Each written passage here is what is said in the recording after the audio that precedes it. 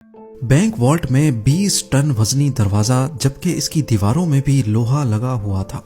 बनाने वालों को इस पर इतना यकीन था कि उन्होंने बैंक वॉल्ट में सिक्योरिटी अलार्म तक नहीं लगाया, क्योंकि इसको अनब्रेकेबल वॉल्ट कहा जाता था। इसका भरम तो तब टूटा जब डकैतों ने एक मास्टर प्लान बनाया और पूरे 27 घंटों तक सिक्योरिटी को चकमा देकर इस वॉल्ट में छुपे रहे।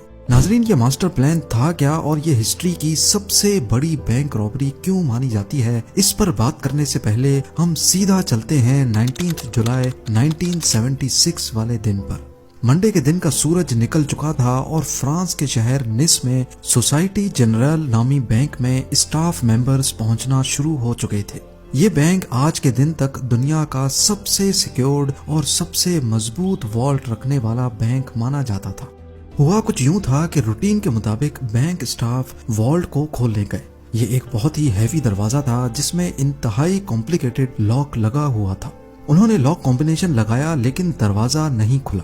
अब यहाँ ये जानना जरूरी है कि ये दरवाजा पहले भी कई बार मसला कर चुका था, क्योंकि इसका वजन करीब 20 टन था। इसी वजह से अक्सर औकात ये फंस जाया करता था। बैंक स्टाफ को लगा कि हमेशा की तरह आज भी ये फंस गया है, तो उन्होंने वॉल्ट बनाने वाली कंपनी से कांटेक्ट किया।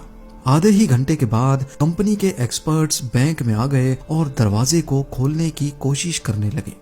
लेकिन हैरत की बात यह थी कि इस बार कंपनी के एक्सपर्ट्स से भी दरवाजा नहीं खुल रहा था। उन्होंने कई मर्तबा अटेम्प्ट्स किए, लेकिन ये दरवाजा किसी सूरत खुलने को तैयार नहीं था। बात अब सीरियस होती जा रही थी, क्योंकि कस्टमर्स की लाइन लगी थी और ये अब बैंक की इज्जत का सवाल था।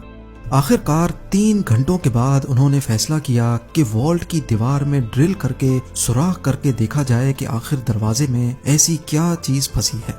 वॉल्ट के दरवाजे पर किसी फोर्स्ड एंट्री के निशानात भी नहीं थे और इसकी चारों दीवारों पर भी किसी किस्म के निशानात नहीं पाए गए। हैवी ड्यूटी ड्रिल मशीन से सुराख करके जब अंदर झांका गया तो क्या देखते हैं कि वॉल्ट के दरवाजे को अंदर से किसी ने वेल्ड करके बंद किया हुआ है। ये मंजर देखकर इस पर यकीन लाना काफी मुश्किल था, क्योंकि वॉल्ट में जाने का सिर्फ एक ही रास्ता था। ना ही इसके अंदर कोई रोशनदान था और ना ही कोई खिड़की, यानी वॉल्ट के अंदर जाना इम्पॉसिबल था। अब ये देखकर सबको इतना एहसास तो हो चुका था कि यहाँ कुछ न कुछ एबनॉर्मल जरूर है। उन्होंने मशीनरी मंगाई और वॉल्ट की दीवार को तोड़कर अंदर जाने का फैसला किया।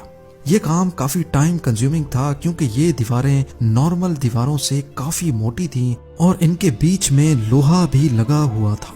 खैर, कई घंटों की मेहनत के बाद इतना सुराख हो गया कि एक इंसान इसमें से